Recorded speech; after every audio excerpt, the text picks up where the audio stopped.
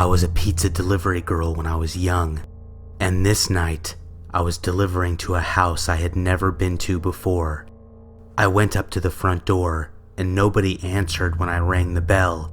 Nobody answered at all, and I returned to my car to take the pizza back and get my next delivery. At some point during my drive back, I glanced into my rearview mirror and saw a person sitting in my back seat. I swerved the car and hit another car that was parked. I stomped the brakes while screaming and got out of the car as quickly as I could. The person in the back seat started laughing at my fear, and I stopped a car to get help. The person in the back seat was very ill in the head, and they didn't try to hurt me when I was in the car. But when the police pulled them from my car, they had a small pocket knife clutched in their hand.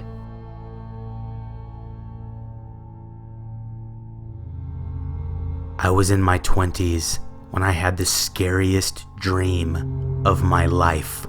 I've had intense dreams and even nightmares, but nothing has topped this, and I hope nothing ever does. I was dreaming about going to my dentist, and in the dream, I was talking to a lady at the front counter, when suddenly I turned my head to my right, and there's another woman sitting right next to me, looking me in the eyes. Then, with a very serious look on her face, she says to me, "There is somebody in your apartment. Wake up." I jolted awake and was sweating bullets. My heart was throbbing, and I slowly checked my apartment. Nobody was there.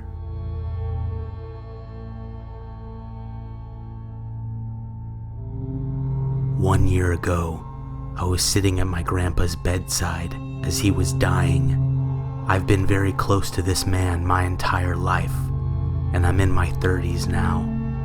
As he's laying there asleep, I'm on the phone when he suddenly turns to me and says, "Daniel, I need to tell you something." I tell him okay, and he proceeds to tell me that he brutally murdered his first wife and her son. I'm in shock, and I ask him how and why, and he responds that he got angry and that he used an old hammer from his garage. Hearing this completely blew my mind, because he was the kindest man I have ever known, or so I thought. He tells me they never found out it was him, and that he cleaned up the blood and got rid of all the evidence. I tried to act as normal as possible after hearing this, and I had to leave the room shortly after. I sat in the hospital hallway near his room and tried to think of what to do. I eventually went back into his room and asked him if anyone else knew about what he had done. He told me no, but he was ready to come clean, but that he didn't want to do it himself. He wanted me to tell everybody. I got upset and told him I couldn't, and that I wouldn't. He got very emotional after I said this and began to cry. I left his hospital room again and drove home. 3 days later, my father called me and told me that he had passed away. I still hadn't told anybody, not even my wife. Months later, I was helping my father and my uncle clean out some things in my grandpa's garage, and hanging up over his tool bench was a very old-looking hammer. It brought chills up my spine. I told my father and my uncle that day, and it took some convincing and arguing, but they eventually believed me. My father went to the authorities with the information. It's a very strange feeling to miss a person you loved so much in your life, but equally hate them for what they left you with. I miss my grandpa, but he was the biggest coward I have ever known. I took the hammer to my house, and I look at it often, wondering if this was the hammer he used to murder his first wife and stepson.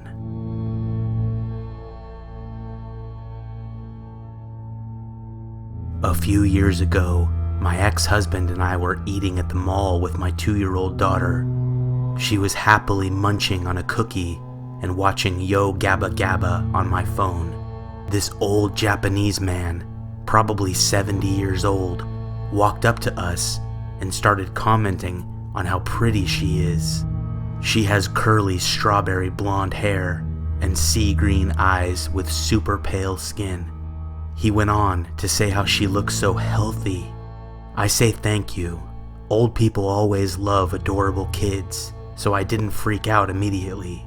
He then proceeds to stroke her cheek and run his hands through her hair and talks about how we should bring her to his office because he is a pediatrician and he would love to treat her. I pick her up from the high chair and hold her in my lap so he won't touch her again. My ex-husband tries to politely give cues for him to go away, but he doesn't take the hint. Then, while I'm holding her, he bends over and runs his hand over her leg and gives her this creepy smile and says, "It's okay, I'm a pediatrician." I scoot back, glaring as I say, "Don't touch my kid," and stand up to start putting her in her stroller. We leave and he follows us out to the car asking to play with her. A few weeks pass and I go back to the same mall and end up bumping into him again. This time, my ex-husband was at work. So I'm in Sephora and picking up some makeup and I have my back turned for a minute and I hear, "Mommy?" and turn to see the old man holding my daughter. I get her back from him and loudly say, "Get the hell away from my child," and go to the mall security to tell them. They couldn't find him. After that, we never went back to that mall.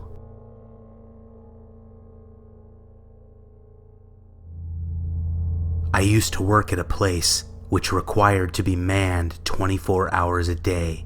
The reason being is that I handled sensitive documents and files, and if somebody needed this information in the middle of the night, I would have to fetch it for them, or confirm that I have it. Security here is tight.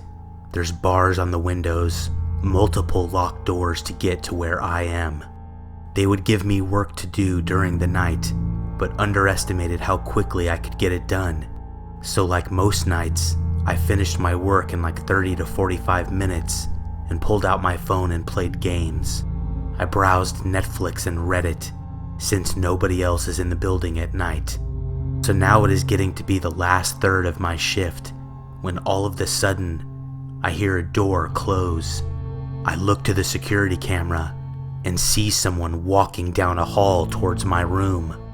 At first, I thought it was just somebody that came in ridiculously early, so I turn around in my chair and wait for them to walk through the door. But nobody does, and the hairs start to rise on my back. Now, this isn't a really big building, so I figure I'll find the guy wherever he is and start checking offices and storage rooms. But I came up empty-handed. However, I do see that a fire door had shut. I go to try to rewind the camera, but the digital recording is password protected, and I don't have the password.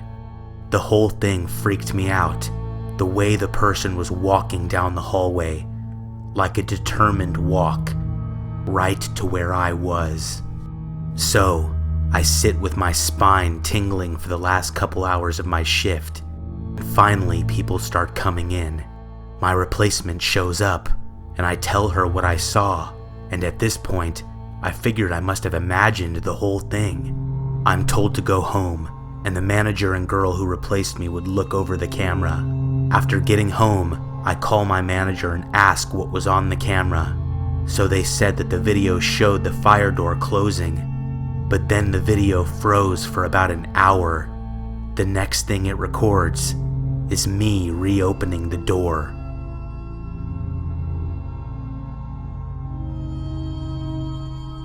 I used to nanny full time. One night, the parents asked me to stay late, almost overnight, so they could go on a date. I put all the kids to bed and loaded up a movie the mom had suggested I watch. It was a horror movie called The Babadook. Part of the way through the movie, I paused it because I heard the youngest coming down the stairs. She comes up to me, looks me dead in the eyes, and says, "Do you want to die?" Without hesitation, I told her no, go back to bed. As soon as I hit play, the little boy in the movie, about the same age as the girl that just walked up to me, asks the mother, "Do you want to die?" I thought it was freaky, but I chalked it up to her maybe seeing the movie already with her family. When her parents got home, I told her mother about it. She told me she has never seen the movie, and apparently she just does this sometimes while sleepwalking.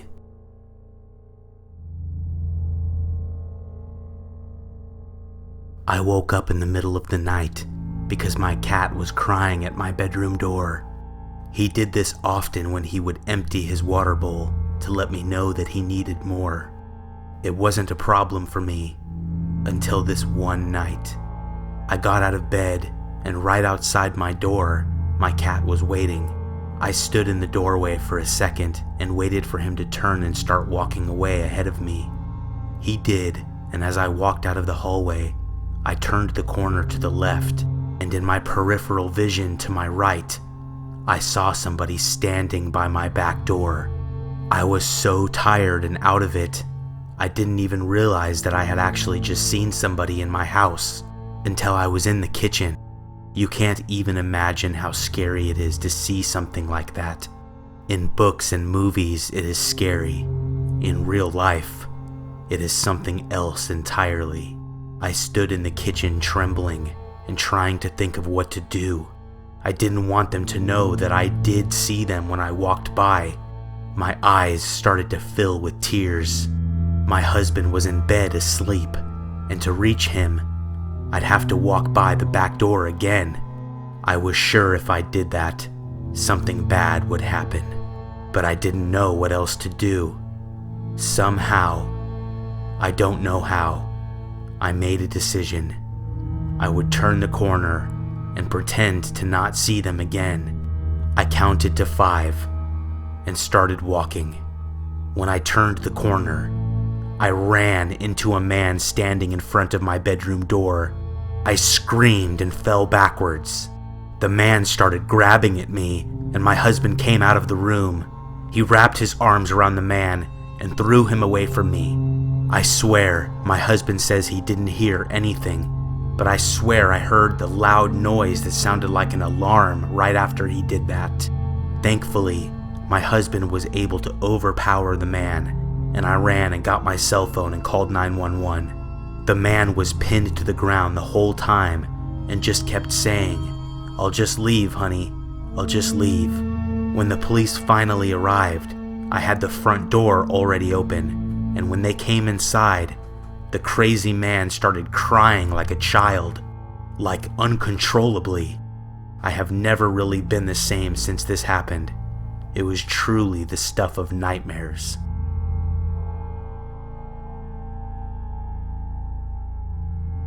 I had been delivering pizzas for about 3 years. I was 21 years old when this happened. I have no idea what night it was, but I remember it was late. We had an order placed for 1 small pizza. I drove out to this house that was located on a lonely, dark road, with not too many lights on it, and not too many houses. The house looked nice, but was pitch black inside. No lights on at all. This happened several times during this job, but it always made me feel a little uneasy. Why would you be ordering pizza and have 0 lights on when the person is supposed to deliver it? I walked up to the porch and knocked. It seemed like nobody was home, which made no sense, but I was hoping nobody would answer so I could just leave. I knocked again and got nothing. I didn't really care if these people got their pizza. I was getting creeped out standing on this dark porch, so I turned around to go back to my car. I stopped immediately when I noticed the guy standing in the middle of the walkway, holding some kind of object. I'm pretty sure it was a crowbar or something like that. I was about to say something, but I couldn't think of anything, and I quickly realized I was in danger.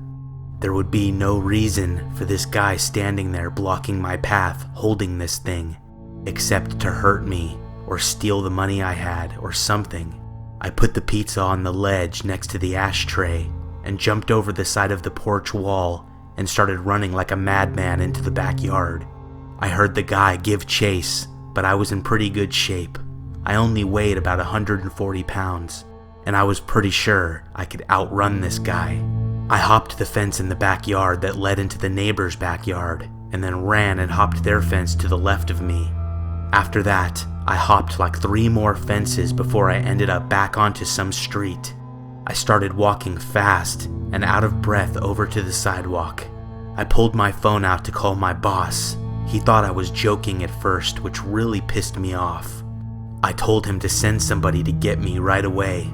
After hiding on the porch of another darkened house, a coworker eventually picked me up. I got in his car and the whole thing felt surreal. I couldn't believe that any of this just happened. We drove back over to the house and my car was still sitting there on the dark street in front of this dark house. I told the guy who was driving I wasn't getting out to get it until we had police with us. We saw the guy sitting on the porch as we drove by, but he didn't have that object in his hands anymore. I saw him watch me as we drove by. We sped off and I called the police. We met them there and the guy was gone. The police knocked on the door a few times and then eventually opened up the front door to reveal that the house was vacant, dark. There was nothing inside. This scared me so much. I got back in my car and went back to the pizza place. I only worked for this place a few more days before my family and my girlfriend convinced me it was time to get another job. Delivering pizza is dangerous work.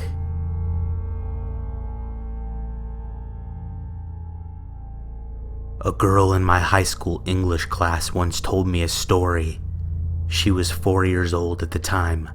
She lived in a house backing onto a park with no fence around her backyard. She had a glass sliding door in her room that opened out to the park. It's the middle of the night, and she's asleep. She suddenly hears a banging at the door. Being a little kid, she hides under her blankets in fear. In the morning, there was a dead woman covered in blood outside the door. Blood was smeared down the glass. Apparently, she was attacked in the park, ran for help, and was trying to get someone in the house to help her. She ended up getting stabbed to death on the girl's back porch.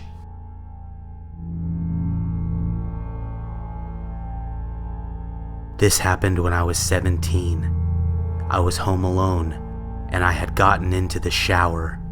I was washing my hair when I heard something in the bathroom. I still had shampoo in my hair, and I tried to open my eyes right away. The shampoo got in my eyes, and I was forced to close them. It sounded like somebody had opened the bathroom door, but I had locked it, so I wasn't sure. I frantically rinsed my hair while trying to open my eyes while doing it. As soon as I was able, I opened them completely. I could kind of see that the bathroom door was cracked open. A sudden rush of fear. I turned off the water and yelled out, "Mom?" hoping to God that she would respond. She didn't, and I started shaking. I climbed out of the shower and wrapped my towel around my body.